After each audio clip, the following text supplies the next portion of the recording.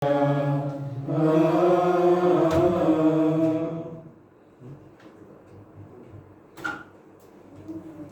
bangkitlah, mari kita mendengarkan hidup suci.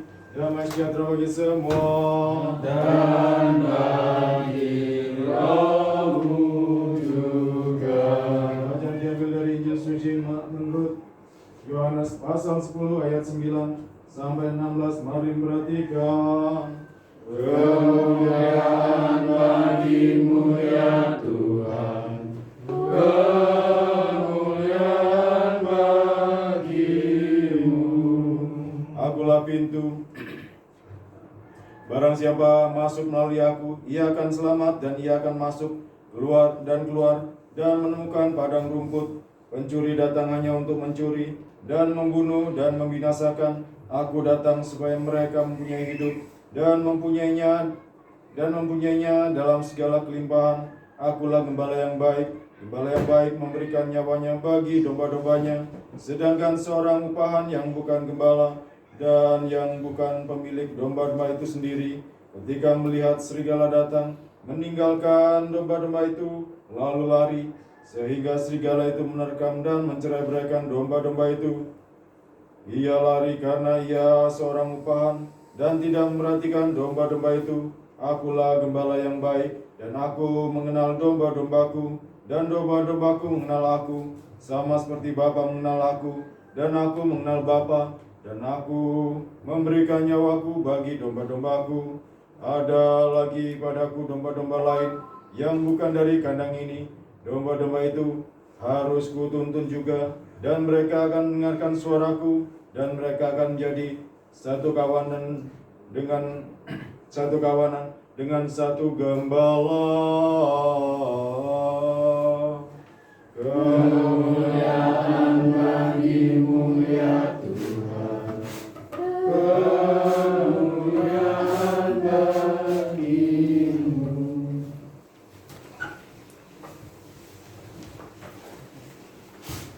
Saudara-saudara kasih di dalam nama Tuhan Yesus Kristus, Shalom Aleichem Bishem Hamashiach. Saudara, kedatangan Kristus ke jagat ini semata-mata ingin mengembalikan manusia kepada takdir yang telah ditentukan dari semula, yaitu hidup di dalam kebahagiaan, hidup di dalam kesucian, hidup di dalam kesempurnaan. Nah, karena itu Yesus mengatakan bahwa Dia sebagai jalan dan Dia sebagai pintu. Karena apa? Karena dengan melalui Dia, maka keselamatan itu disediakan. Maka keselamatan itu diberikan. Bahkan mendapatkan rumput yang hijau. Menunjuk pada artian bahwa Kristus itu adalah sebagai penolong, sebagai penopang, dan sebagai pengantara manusia kembali kepada Allah. Nah, hal ini nyata sekali kalau kita melihat di dalam Yohanes 10 ayat 9. Katakan demikian. Akulah pintu, barang siapa masuk melalui aku, yaitu melalui Yesus, ia akan selamat dan ia akan masuk dan keluar dan menemukan padang rumput. Artinya apa? Artinya ada di dalam pemeliharaan, ada di dalam perhatian, dan ada di dalam tuntunan Allah. Nah, orang yang demikian inilah orang yang mendapatkan rahmat dari Allah di dalam kehidupannya. Nah, rahmat Allah ini, saudara, tidaklah hanya dibatasi dengan harta benda, kekayaan, gedung, tanah, dan lain sebagainya. Tetapi di sini adalah lebih cenderung pada kalbu yang bersih. Karena dengan kalbu yang bersih inilah yang menjadikan manusia itu bisa tenang, Manusia bisa hening. Dan manusia selalu bisa introspeksi diri terhadap hidup ini. Saudara, dengan introspeksi terhadap hidup ini, maka ada kebijaksanaan, ada hikmat yang selalu ditempuh di dalam hidup orang yang selalu dekat dengan Sang Khalik. Juga dikatakan di sini, pencuri datang hanya untuk mencuri dan membunuh dan membinasakan. Tetapi aku datang, tujuannya adalah supaya mereka mempunyai hidup dan mempunyainya dalam segala kelimpahan. Hidup yang bagaimana ini? Hidup yang rohani. Hidup yang bagaimana ini? Hidup yang sesuai dengan rel yang telah ditentukan oleh Allah. Karena apa? Karena manusia ini adalah gambar dan rupa Allah. Artinya apa? Artinya memantulkan, merefleksikan sifat karakteristik Allah yang bersifat trinitarian itu. Nah, dengan demikian manusia itu ada kasih, manusia itu ada perhatian, manusia itu ada kesetiaan, manusia itu tidak menyakiti orang lain. Makanya orang-orang Kristen atau dikatakan sebagai orang-orang ortodoks itu adalah orang-orang yang rohani. Pikirannya rohani, cara pandang rohani, kata-katanya rohani, hatinya rohani, perbuatannya rohani, dan kehendaknya pun juga rohani. Nah, kalau manusia tidak seperti itu, apalagi orang yang sudah menyatakan diri sebagai gereja, karena dicangkokkan tadi melalui sakramen, adalah sesuatu yang aib dan kejatuhan di dalam hidup manusia jika tidak rohani. Dan ini dikatakan sebagai sesuatu yang tidak normal. Nah, normalnya manusia apa? Normalnya manusia itu baik. Nah, makanya gereja dengan sakramen-sakramen yang ada di dalamnya ini adalah untuk mengobati, menyehatkan, dan menyegarkan kerohanian kita atau hidup kita. Dan gereja itu sendiri dikatakan sebagai apa? Sebagai hospital atau rumah sakit. Juga dikatakan, akulah gembala yang baik. Gembala yang baik memberikan nyawanya bagi domba-dombanya. Sedangkan seorang upahan dan yang bukan gembala dan yang bukan pemilik domba-domba itu sendiri, ketika melihat serigala datang, meninggalkan domba-domba lalu berlari, sehingga serigala itu menerkam dan mencerai-beraikan domba-domba itu. Ada suatu tanggung jawab sebagai seorang pemimpin. Apalagi kita sebagai seorang imam ini adalah merupakan the icon of Christ. Dan keselalu hadiran Kristus itu terpapar dan tergambar di dalam diri seorang imam. Nah, realitas semacam inilah, maka seorang imam itu harus bertanggung jawab. Bertanggung jawab tentang apa? Tentang kebenaran. Bertanggung jawab tentang apa? Kerohaniannya. Bertanggung jawab tentang apa? Menjaga ajaran. Bertanggung jawab tentang apa?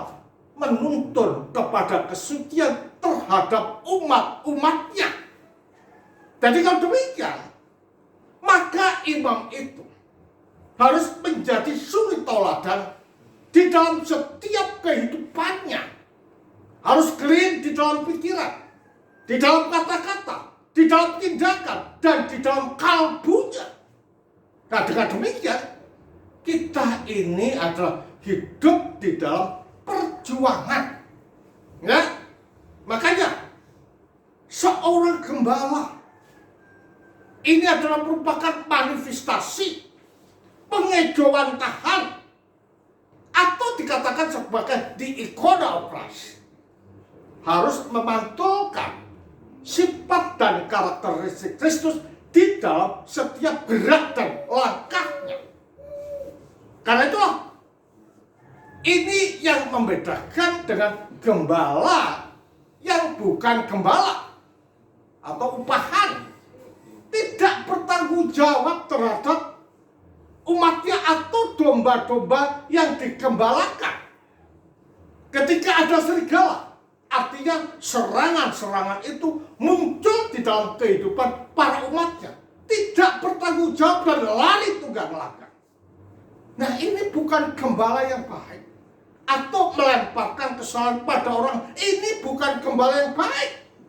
Nah, gembala yang baik adalah bertanggung jawab terhadap kesucian, terhadap keutuhan, terhadap tindakan-tindakan umat, supaya tetap berjalan sesuai dengan rel yang telah Allah tentukan di dalam setiap hidup manusia, yaitu kesucian.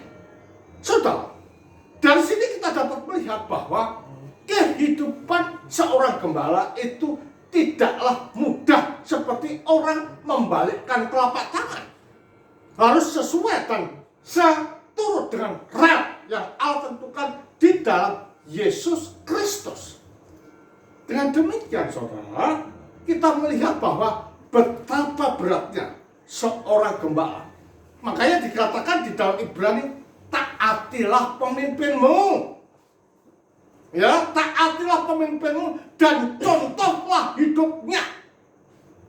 Nah, kata-kata ini menegaskan bahwa seorang imam atau seorang pemimpin itu harus dapat menjadi contoh, baik dalam kata-katanya, baik dalam pemikirannya, baik dalam tindakannya, baik dalam kendaknya. Agar supaya apa? Agar supaya umat ini bisa hidup sebagaimana yang ditauladan Kristus di dalam kehidupan para imam atau para rasul. Nah, dengan demikian kehidupan orang Kristen ini bukan makin jelek, tetapi makin baik. Nah, caranya bagaimana? Gereja menyediakan sarana-sarana untuk selalu hidup di dalam pencerahan, hidup di dalam terinspirasi, hidup di dalam jalan-jalan Allah, yaitu dengan sholat, yaitu dengan puasa, yaitu dengan liturgi, dan juga baca buku atau tulisan-tulisan para bapak gereja. Dan semua ini adalah merupakan suatu alat sarana bagi kita untuk senantiasa hidup di dalam kebenaran sebagaimana Kristus katakan, serta Kristus ajarkan sebagai gembala yang baik, menuntun kepada kebenaran. Supaya apa? Supaya hidup kita hidup di dalam kelimpahan dan tidak terikat dengan jagat, tetapi ikatan kita adalah hal-hal yang bersifat surgawi. Dan itulah jaminan untuk mendapatkan pembaruan, keselamatan, dan kekuatan di dalam Allah. Kiranya ini dapat menjadi landasan kita. Karena dengan kuat dan masuk manunggal dengan Kristus melalui sakramen di dalam gereja, kekuatan, keselamatan, pembaruan, dan harapan itu ada di dalam kehidupan kita. Kemuliaan bagi Sang Bapa, Sang Putra, Sang Roh Kudus. Tuhan memberkati kita semua. Amin.